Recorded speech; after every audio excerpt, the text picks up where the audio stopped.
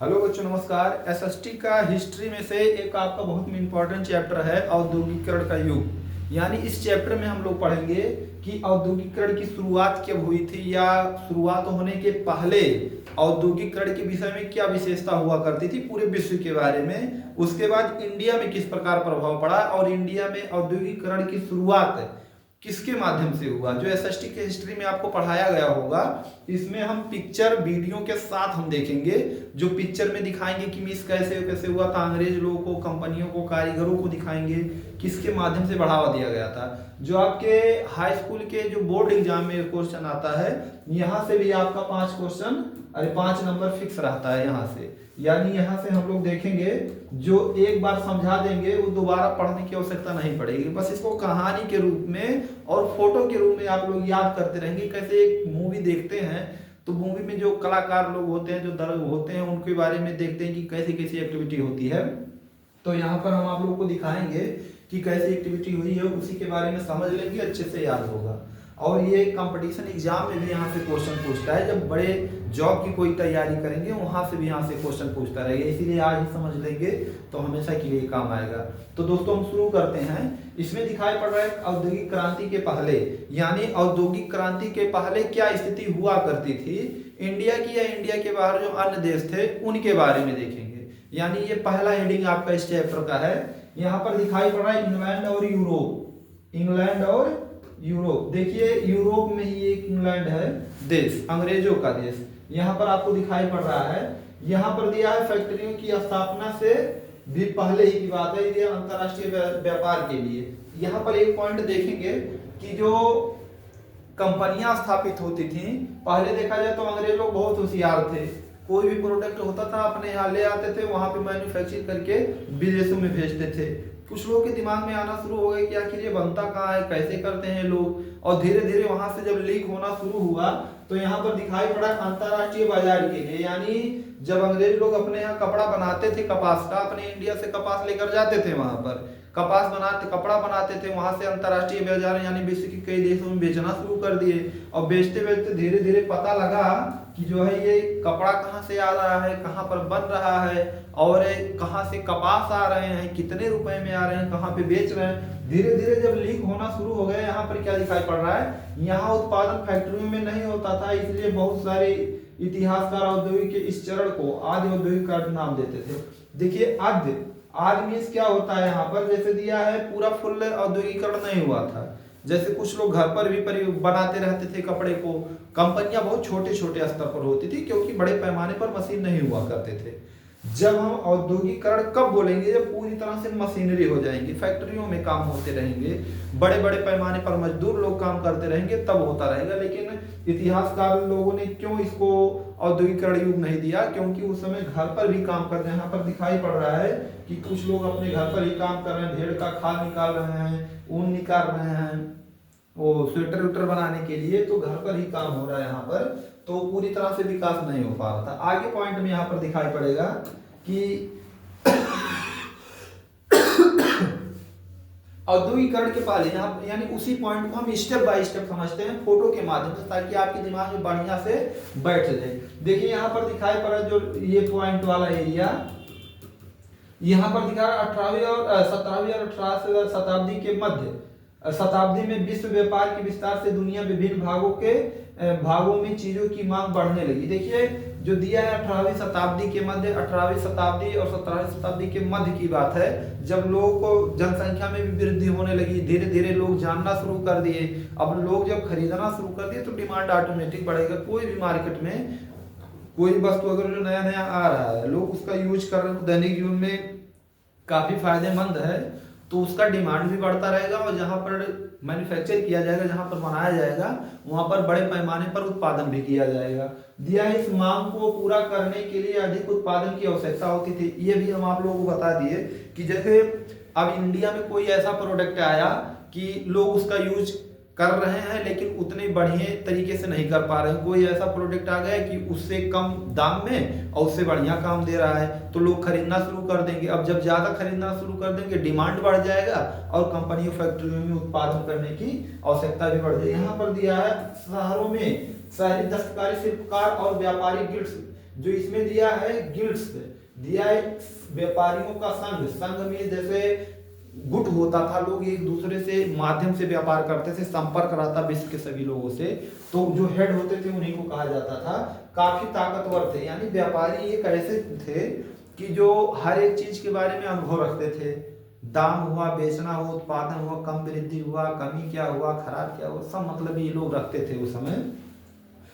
आगे यहाँ पर पॉइंट में दिया है, वहां के शासकों ने भी विभिन्न गिल्ड्स को खास उत्पादनों के लिए व्यापार करने का एकाधिकार दिया हुआ था। जैसे जिस देश में जाते थे, पहले हर देश लोकतंत्र था नहीं, लेकिन जहां पर वो लोग जाते थे वहां के राजा महाराजाओं से पास कर लेते थे कि हम आपके यहाँ व्यापार करेंगे और आपको हम टैक्स भी देते रहेंगे। जैसे जहांगीर जो लुटवाया था अपना देश, यानी अंग्रेजों को वही अधिकार दिया था फैक्ट्रियां खोलने के लिए पहले। तो यहाँ पर क्या दिखाई पड़ रहा है कि एकाधिकार दे दिया, यानी आओ हमारे यहाँ टैक्स दो और अपना व्यापार करते रहो व्यापारियों को। यहाँ दिया है व्यापारी गिल्ड्स, व्यापारियों के संघ का कार्य। यहाँ पर देखिए जो उनका ग्रुप हुआ करता था व्यापारियों का, उसमें क्या कार्य करते हैं दिया है, ये कारीगरों को प्रशिक्षण देते थे। प्रशिक्षण मीन्स उनको सिखाया जाता था कि मीन्स कैसे कोई प्रोडक्ट बनेगा, कैसे क्या होगा, मैन्युफैक्चरिंग कितना मात्रा में उत्पादन होगा, कई प्रकार प्रशिक्षण मीन्स ट्रेनिंग, इतना यानी ट्रेनिंग देते थे। दिया उत्पादकों पर नियंत्रण रखते थे, यानी नियंत्रण मीन्स कंट्रोल करते थे कि कितना मात्रा में उत्पादन हो रहा है या कमी वृद्धि क्या हो रहा है, तो नियंत्रण मीन्स देख रेख में लगे रहते थे वो लोग। प्रतिस्पर्धा और मूल्य तय करते थे तथा व्यवसाय में नए लोगों को आने से रोकते थे। देखिए ये प्रतिस्पर्धा मीन्स ऐसा तो नहीं है कि कोई हमारा प्रोडक्ट कोई अन्य लोग नहीं बना रहे हैं या वो बनाकर हमसे कम दाम में नहीं बेच रहे हैं, तो प्रतिस्पर्धा में कई प्रकार की चीजें बातें आ जाती हैं। मूल्य तय करते थे, यानी वही लोग मूल्य तय करते थे। व्यापारियों का जो गिल्ड्स, तो यानी रेट को बढ़ाना है कि घटाना है, जब मांग ज्यादा बढ़ेगी तो वृद्धि ऑटोमेटिक रेट बढ़ जाता है। तो यहाँ पर और पॉइंट में दिया है व्यवसाय के नए लोगों से आने से रोकते थे, यानी नहीं उत्पादन करेंगे तो हम ही करेंगे और कोई नहीं कर सकता। आगे पॉइंट में क्या दिया है, स्टेप बाय स्टेप आपको दिखाई पड़ रहा है एक टॉपिक और मीन्स जो अब ये सब बता रहे हैं ये नोट करते चलेंगे कि व्यापारी किस तरह हो रहा था, औद्योगिकरण के पहले क्या समस्याएं होती थी, क्या दे रहा था, किसके माध्यम से देश चल रहा था। विभिन्न जो यूरोप के देश थे, एशिया के देश थे, यहाँ पर दिखाई पड़ रहा है कि गांव में गरीब कस्तर और दस्तकार सौदागर के लिए काम करने लगे, यानी जो छोटे मोटे उद्योग, कुटीर उद्योग या कोई उद्योग रख लेते थे घर पे, उनके यहाँ वो लोग मजदूर की तरह काम करने आते थे, वेतन जैसे कहते हैं दिहाड़ी के रूप में, यानी काम करने आते थे। आगे पॉइंट में दिया है यह, यहाँ पर दिखाई पड़ रहा है ना कि ये काम कर रहे हैं और काफी लोग आए हैं पैसे पर काम करने। जो मालिक रहेगा तो बढ़िया अपना पान पूछ के बैठेगा वहां पर। दिया है यहाँ पर देखेंगे क्रॉस चिन्ह दिया है, क्रॉस का मतलब समझेंगे। यह एक ऐसा समय था जब खुले खेत खत्म होते जा रहे थे। खत्म मीन्स जैसे लोग जब उद्योग धंधे पर काम करना शुरू कर दिए, कंपनियां जब घर में लग गई या बड़े पैमाने पर मजदूर लोग जब कंपनियों में काम करना शुरू कर दिए, तो खेती से धीरे धीरे उनका दिमाग हटने लगा। जैसे आज के डेट में आप ही लोग हैं, बढ़िया जॉब पा जाएंगे तो जिनके घर खेती होता था, जो बच्चे आज जाते थे, जो हमारे भाई लोग जा रहे हैं खेत में जुतवाने बोआने धान कटवाने, वो जब नौकरी पा जाएंगे तो थोड़ा थोड़ा दिमाग वहां से हटना शुरू हो जाएगा कि मीन्स खेती अब तो पैसे देकर कर देंगे या खेती नहीं करेंगे गला दे देंगे, कई प्रकार की मतलब बातें आती रहती हैं। तो यही उस समय भी प्रभाव पड़ने लगा। ये आज नहीं, हम 17 और 18वीं सदी की बात कर रहे हैं। दिया है कॉमन साझा जमीनों की बाड़ाबंदी की जा रही थी। यहाँ पर बाड़ाबंदी में जैसे रूधना होता है, रूधना मीन्स खेत के चारों तरफ बाड़ लगाना, वो भी शुरू हो गया था। दिया है कॉमन साझा जमीनों की, साझा मीन जैसे जो दो पार्टनर साझे के रूप में काम करते, जैसे गल्ला उल्ला ये भी साझे के रूप में आता है, तो बाड़बंदी कर दिए। अब यहाँ पर दिया है अब रोजी रोटी के लिए साझा जमीनों में जलावन की लकड़ी और बोरियां, सब्जियां, भूसा, चारा आदि बीन कर काम चलाने वाले छोटे किसान, कार्टेजर और गरीब किसान आदमी के लिए नए स्रोत ढूंढ रहे थे।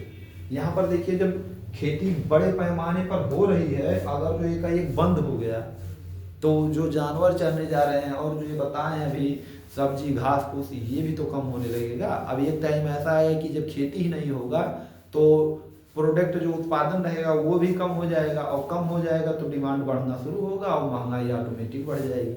तो यही सब देखने को मिला था। आगे पॉइंट में और दिखाई पड़ रहा है यहाँ पे कि बहुतों के पास छोटे मोटे खेत तो थे, लेकिन उनसे घर के सारे लोगों का पेट नहीं भर सकता था। जैसे आज की डेट में भी यह चीज समस्याएं देखी जाती हैं कि गांव देहात में दो तीन प्रकार के लोग होते हैं। एक होता है ऐसा कि इतना जमीन उसके पास रहता है कि वो थोड़ा सा केवल खाने के लिए रखेगा 2% और बाकी 98% बेच देता है। और एक ऐसा होता है जिनके पास उतना ही खेत रहता है कि जो फसल का उत्पादन करेंगे वो खुद साल भर का जितना उत्पादन होगा साल भर में खा के खत्म कर देते हैं। और एक ऐसे लोग होते हैं कि जिनके पास थोड़ा बहुत खेत रहता है या खेते नहीं रहता, वो बेचारे क्या करेंगे। तो इसमें यही कैटेगरी के लोग आते हैं कि उनका पेट नहीं भर सकता था, यानी जब ज्यादा उनके पास खेत ही नहीं है, उत्पादन ही नहीं होगा, तो क्या वो लोग बेचारे खाएंगे। तो ऐसे सिस्टम में वो लोग जाएंगे, दूसरे यहाँ काम करेंगे, मजदूरी करेंगे या गल्ला बोएंगे। तो गल्ला तबे तक बोएंगे, आधा लेकर चले जाएंगे, वो चाहे जब मालिक जो है हटवा सकता है। तो यहाँ पर आपको दिखाई पड़ रहा है। इसीलिए जब सौदागर वहां आए और उन्होंने उत्पादन करने के लिए पैसा की रकम दी तो किसान फौरन तैयार हो गए। देखिए रकम मीन जैसे उनसे ज्यादा अगर जो दीजिए, रकम मीन पैसा क्या होता है। अगर हमको जैसे हम मैं पढ़ा रहा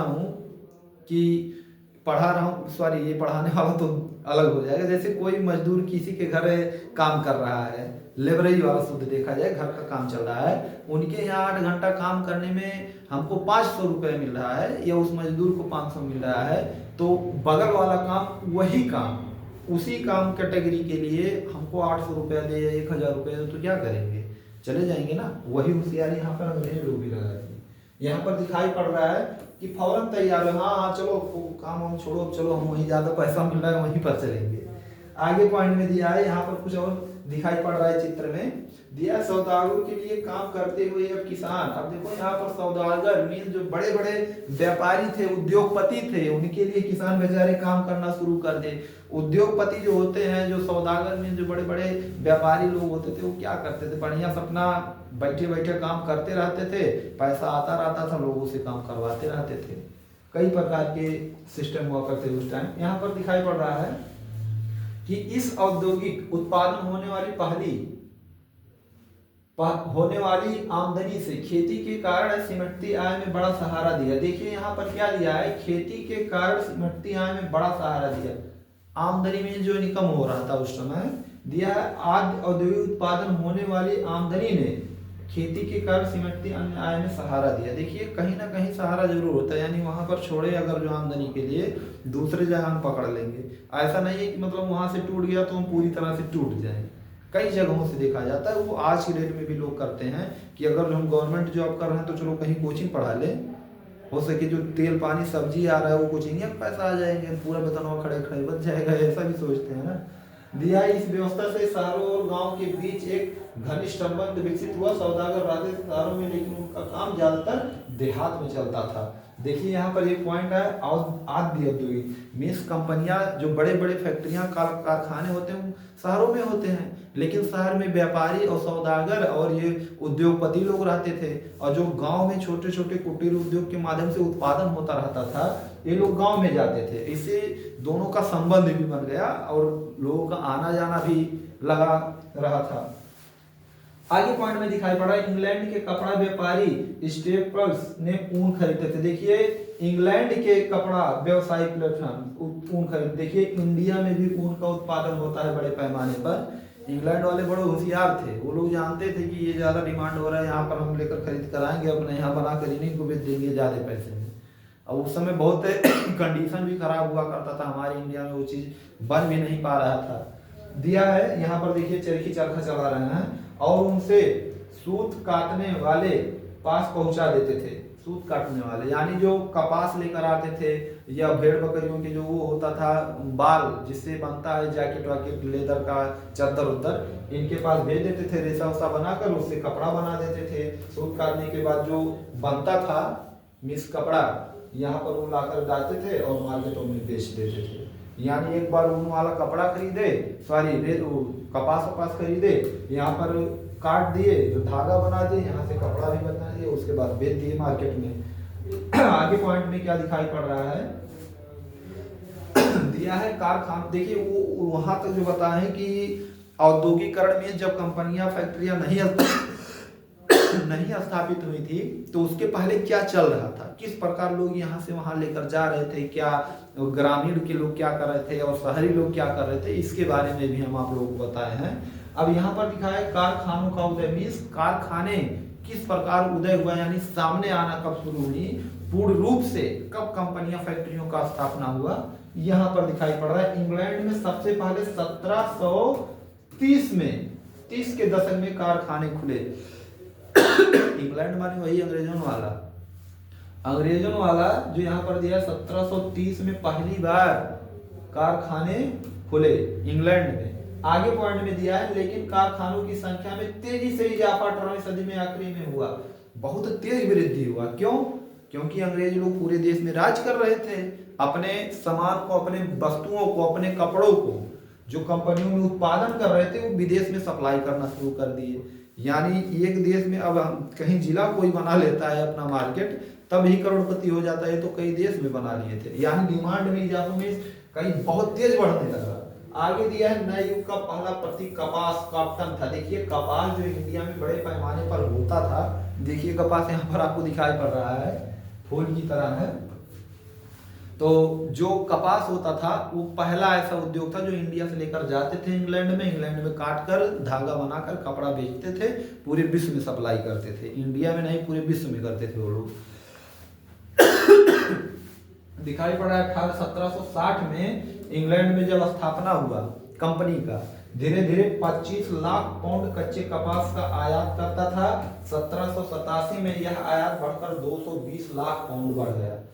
60 से लेकर यहां पर दिखाई पड़ रहा है 60 से लेकर 87 के बीच में कितना बढ़ गया, यहां पर दिखाई पड़ रहा है कि 220 लाख पाउंड बढ़ गया। यानी 25 लाख से 220 लाख पाउंड बढ़ गए। यानी कितना डिमांड बढ़ रहा था, कितना लोग डिमांड करना शुरू कर दिए थे, कितने देशों में उसका सप्लाई हो रहा था कि ये का ये कितने बड़े पैमाने पर बढ़ गया। अब यानी कोई चीज बढ़ रहा है कहीं से, अगर जो नहीं भरपाई कर रहे हैं तो कुछ लोगों के दिमाग में आएगा कि अरे वहां से लोग इतना पैसा कमा रहे हैं, वही चीज हम भी डाल दें तो कितना बढ़िया रहे, वही पैसा हम भी पाना शुरू कर देंगे। यहाँ पर और आगे पॉइंट में चलते हैं। दिया है कारखानों के उदय के टाइम, दिया है 18वीं सदी में ऐसे आविष्कार हुए जिन्हें उत्पादन प्रक्रिया, ऐंठना, कताई और लपटाई के हर चरण में कुशलता को बढ़ावा दिया गया। देखिए इसमें दिया 18वीं सदी, यानी जो 18वीं सदी में जो बड़े बड़े मशीन बन गए थे, चाहे कताई हो, चाहे बिनाई हो, चाहे लपेटाई में जो बंडल बनाए जाते हैं, ये हाथ से नहीं करते थे, यानी मशीन बन गए थे। जो जैसे कहा जाता है ना घंटों का काम मिनटों में या मिनटों का काम सेकंडों में करना शुरू कर दिए थे। बड़े पैमाने पर जब मशीन बन गए, यानी मशीन मजदूर जब यही सब आएंगे तभी तो कंपनियों का स्थापना होगा, तो लोग करना शुरू कर दिए। आगे पॉइंट में दिया है प्रति मजदूर उत्पादन बढ़ गया और पहले से ज्यादा मजबूत धागे और रेशों का उत्पादन होने लगा।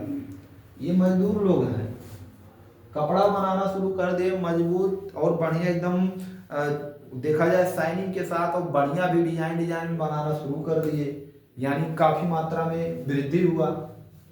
पहले कपड़ा उत्पादन पूरे देहात में फैल गया था, यह काम लोग अपने अपने घरों में ही करते थे, पहले घर में ही करते थे।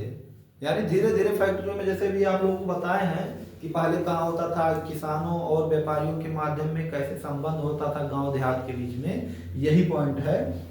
आगे दिया है रिचर्ड आर्कराइट ने सूती कपड़ा मिल रूपरेखा सामने रखी पहली बार। देखिए जो दिया है रिचर्ड, यहाँ पर दिखाई पड़ेगा, आपको दिखा रहे हैं थोड़ा बड़ा करके, हाँ यहाँ पर देखेंगे रिचर्ड आर्कराइट ने सूती कपड़ा मिल। देखिए ये क्वेश्चन जो बता रहे हैं इसलिए हम दिखा रहे हैं कि ये आपका विकल्पीय वाले में पूछा गया है, वो भी प्रीवियस क्वेश्चन पेपर में, यानी 2024 वाले पेपर क्वेश्चन में पूछा गया है। आप लोग देखेंगे जाकर कि पहला कपड़ा मिल रूपरेखा किसने सामने रखी, तो यही बबुआ है, अंग्रेज था ये, तो यही रखा था, नाम है रिचर्ड आर्कराइट। इसीलिए हम आप लोगों से कहते हैं कि एक पॉइंट जो है विकल्पीय से मिलता रहता है। ये एसएसटी जो है एक ऐसा सब्जेक्ट है, एसएसटी क्या लगभग और सब्जेक्ट देखा जाए तो जिसमें से पढ़ाया जाता है, चाहे वो लॉन्ग ही ना क्यों हो, वहां से बीच बीच से क्वेश्चन विकल्पीय बनता रहता है। सबको पता है कि 70 में से जो है हमारा इसमें एसएसटी में 20 नंबर विकल्पीय का रहेगा,